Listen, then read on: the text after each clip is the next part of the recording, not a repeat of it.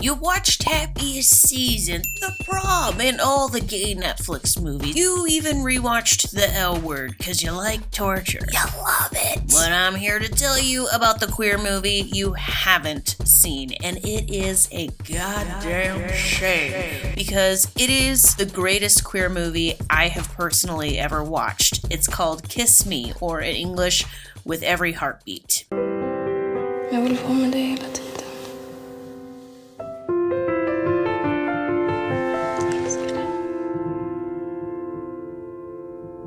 Kyss Me, which just so happens to be available to watch for free on Tubi, which I have linked in the description, is a 2011 Swedish drama film. It stars Ruth Vega Fernandez and Liv Jones as two step-siblings-to-be meeting for the first time, celebrating their parents' engagement. When the two meet, even though Mia herself is engaged to a man, something happens, a spark is lit, and it will change Mia's whole world. Hi, I'm Amanda. I'm addicted to these sweet little baby cherries. And this is my really gay YouTube channel. Man, I suck at throwing fruit in the air and catching it with my mouth. Kyss Me follows Mia's ups and downs as she struggles navigating through this newfound relationship and this new realization that she's attracted to women. The quality of acting in this film is fantastic. The people who play the parents are absolutely phenomenal actors. But of course, the real reason this movie thrives is the two leading ladies themselves. Fernandez, who speaks Swedish, Spanish, French, and English. Good God, woman, who are you trying to impress? Because it's working. It is so hot when chicks know like 57 different languages. She plays Mia with an amount of vulnerableness that anyone who ever spent time being in denial about their queerness will relate to. Liv Jones, who I would like to point out has a pretty gay IRL aesthetic, if you ask me. I'm not saying she's a lesbian. I'm just saying she doesn't mind looking like one. Liv Jones absolutely nails her role as that confident lesbian who walks through life just laughing and having fun, and everything's so fun, and she's so confident. Like, she probably doesn't do the shooter thing. You know those lesbians that walk around like they were born to eat? There's a scene towards the beginning of the movie where Frida is being coy with Mia's little brother, and she looks into the camera and says, Nej, jag har aldrig varit otrogen. Jag kommer aldrig vara det heller. I could never cheat. And of course,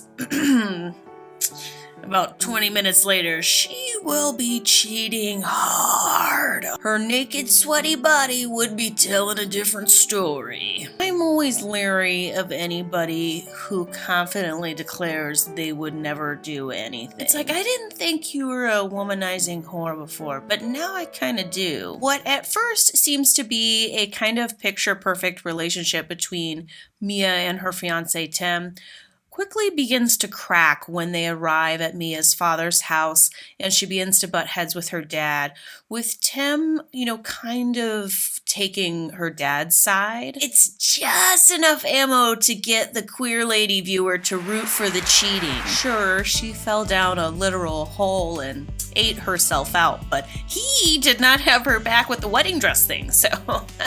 Even Steven. There's this scene at night when Frida's mother encourages her to go up to Mia and approach Mia with cigarettes and wine. It's just so obviously a recipe for disaster. You kind of don't know why the mom doesn't see this coming. You're wondering like, okay, how well does this mom really know her daughter? Like, you have such a hard time, I think, thinking of your child in a sexualized way that parents can be pretty naive to possible situations. Like, if you leave a cooler full of Bud Lights out, in a trailer park and just walk away, they're not going to be there for long. You gotta know, somebody's going to drink those Bud Lights. Her mom should have known better in this situation. I'm not gonna lie here. One of the main reasons this movie is my favorite sapphic flick of all times is they don't the bed here on the kissing scenes. They're not cutting the coke up with baby powder. They're selling us this lesbian pure. This movie has no problem showing us tons of